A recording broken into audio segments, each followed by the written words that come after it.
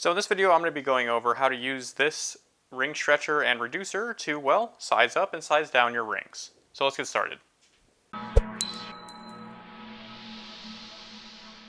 So as you can see, this is a pretty simple setup. It's basically a press that has a die set up at the bottom, and this shaft up here that kind of looks like a ring mandrel, because that's pretty much what it is. The difference is with this ring mandrel is it opens up when you pull this, which is how we can size up rings, because it basically just stretches them open. So with this particular setup, it also comes with a non-marring setup. This is basically a really hard plastic, so you can put rings in that you've already polished or you have details in that you really don't want any type of scratches in. Or if your pieces are really raw and don't really matter about the scratches, or you're planning on buffing out stuff anyways, you can go with the steel ones, and it's going to work a little bit better just because you're working with steel. So you might have noticed this third one. This is for coin rings, and I don't have any coins that would work with this right now, so this will be for a future video. But just keep in mind, this is a thing, and it's sold separately. This is pretty much what you get when you buy one of these. Let's show why this is actually really helpful. If I take my mandrel, and these two rings, they were made to the exact same size, but one is hammered and the other is not. As you might know, or if you don't, if you hammer something, it stretches it, and it will make it the wrong size. So I can actually reduce this back to that and keep my hammer look. So to do that, I'm going to do two things. I'm going to show you how to switch all this stuff out, and I'm going to actually show you how it'll reduce it. So I'm going to take this off. It just slides right up. So down in here, you can just unscrew the plunger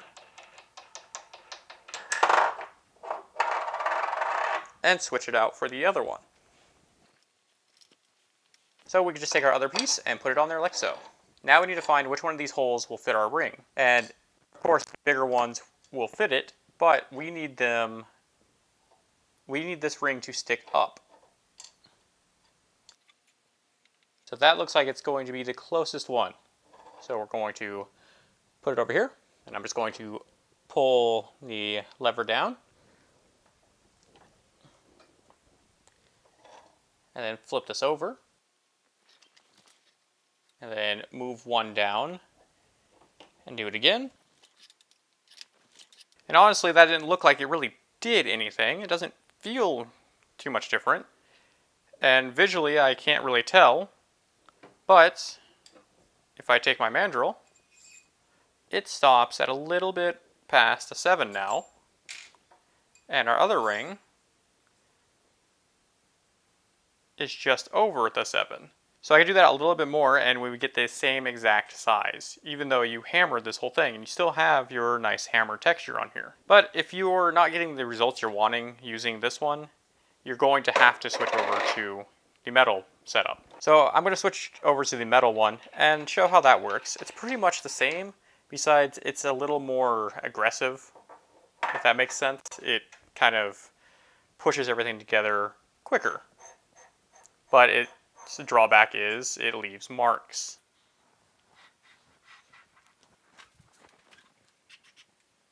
And you want to make sure you flip this over because these are curved and one side will be flared if you don't do this. And you make sure to do it in the same one. If you look at this really close, you can see that there's a little bit of shininess added to it from it sliding, which on this is totally fine and doesn't really take away from anything. With that said, let's see what size this comes out to being now. So it shrunk about half a size.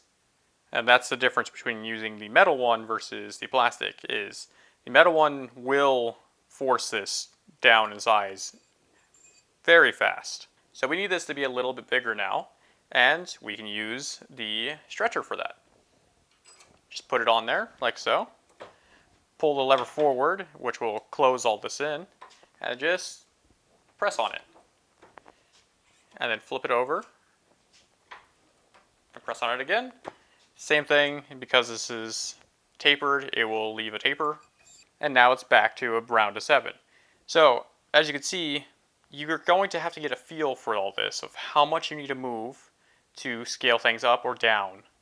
But that comes with practice with the tool, and it makes it so much easier than hammering this out to the right size, or hammering it too much and there's no way to really do anything besides cutting it and cutting extra material off and resoldering it. So with that being said, you can't just size up everything or size down everything infinitely. If you look at this, so as you can see, this has a crack or tear in it now, and this is because the solder joint is your weakest point in your work.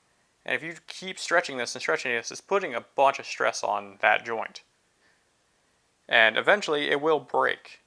There are limits to this. So you can't really just be like, I'm going to make something that's a size 7 and then stretch it up to a 14.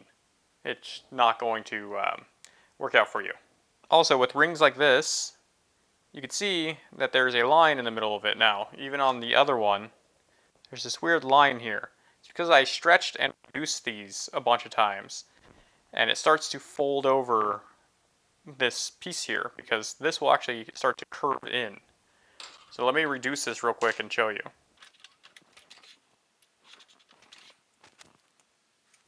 So you can see that because of how thick this is, it doesn't really do the whole thing. Which you can get some cool looking rings doing this. So you can use this as a tool to make your rings in interesting shapes. So that being said, if you need to reduce a really thin ring like this one, you're going to run into this problem. There's no really way around it. Another kind of interesting thing is if you have a ring that's like this wishbone ring that I made, and you try scaling it up, this is what it's going to look like after you scale it up too much. It's just going to pull this piece apart, and you're going to have a very minimal wishbone to it. This is not a fix everything type of tool. It's still a tool that you need to practice with and know its limitations. That being said, do not try using this with any rings like these.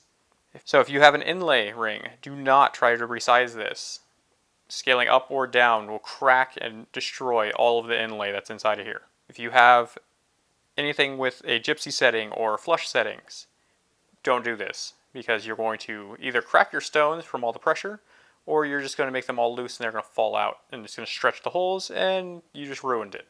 And same thing with something like this. This has a resin inlay with a bunch of detail on the inside, little skulls and carbon fiber. It's just going to ruin your finish and crush your inlay for this. So something you can use it on is a ring that is all metal. So I have a metal band on the inside of this that is technically an inlay, that this can be resized. But it's really going to test all of your solder joints on this entire ring. So this is just a demo ring that I made a long time ago, so let's see how much it can handle. And let's start by figuring out what size it is. So it's a little over, it's about an 8.5. So that's just one pull, and now it is a size 9. And if I flip it over, it's a tighter size 9. So I need to stretch it a little more in that direction. So let's see if we can get this to a 10. You should only really go up a single ring size. So there we are. We're at a 10 now. And you can see that I actually snapped my solder joint on the inside of here. It probably would have been fine at the size 9, but this is just too much. If I keep going, it's going to start snapping other places. But now that it's this big, can I reduce it back and fix that little problem?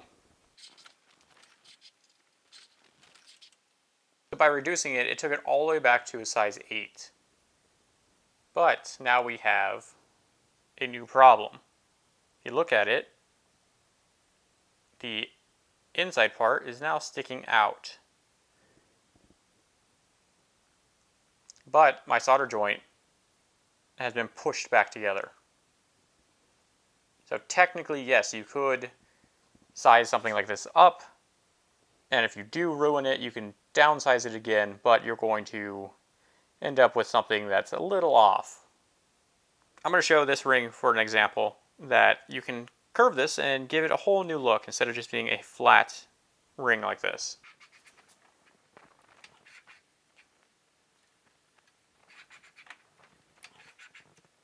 So there we go.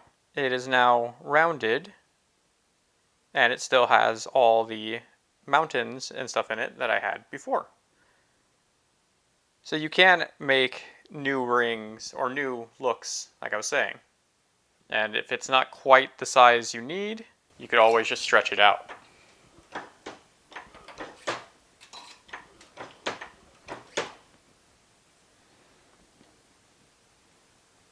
So it's a very interesting tool, very helpful for resizing rings, especially if you've measured something out and it ends up being the wrong size, or rings that you've made that need to be changed in size. So that being said, just use soft metals with this. Don't use titanium or steel or Damascus or anything like that. It just won't work. So if you couple this with a ring bender like this, you can make rings extremely fast. Basically, if you don't know what this is, I have a full video on it, and I'll make sure to link it at the end of this. But you can take a piece of metal, put it inside here, pull this lever a couple times, and you have a ring. And then all you have to do is cut it, solder it, and if it's the wrong size or not quite the size you need, you could scale it up using this. No measuring, just get it around the right size and then deal with the sizing afterwards. This also comes in really handy for making the bases for inlay rings. So these outer bands right here, if they're not snug enough on this middle piece, you'll get gaps in here. And I can actually show you one that has it like that. Look right here, there's a gap. And they're really hard to fill unless you just fill it with solder. And if you look at this one, there are no gaps. And that's because these outer rings are super tight on this center band that I made. And if you make these and they're not tight, you could just throw it onto the reducer and tighten them up. So with all that being said, these are not cheap by any means. The ring stretcher and reducer is a $450 tool. Granted, it does save you a lot of time with sizing. It's going to be up to you if this is right for your setup and your budget, of course. And I'm not saying you have to have one of these. I've worked many years without one of these and have been able to make some awesome stuff. But now that I have one of these, it's going to make things much smoother, and I'm going to be able to make things much faster. So it's really up to you and your budget and how you're going to be making things and what you make a lot of. If you make a ton of rings, I would just invest in one of these because it's just going to make everything easier and faster for you, and it should pay for itself. If you're only making rings every so often and making pendants and stuff like that, you're probably not going to use one of these that much. This ring bender down here is $235. So everything put together, if you had both of these, is about $685, which is a decent amount of money for just two tools. But if you're making rings like I do, and you're making stuff for like inlays and things like that, and you want to make them extremely fast, both of these will be your best friends. So, like I said, you don't have to buy these. You can do it all by hand like I used to do, or you can make it easier and get something like this. If you do end up getting these, or anything from Pepe Tools, because they are the ones that provided me with both of these, use my code, which is MEOW, at checkout, and you'll save $30 on any order over $100. So that's about it. I'll have a link right here to a playlist about the ring bender, and a playlist down here for other helpful jewelry tutorial videos. If you like the video, leave a like, and if you have any questions, leave a comment.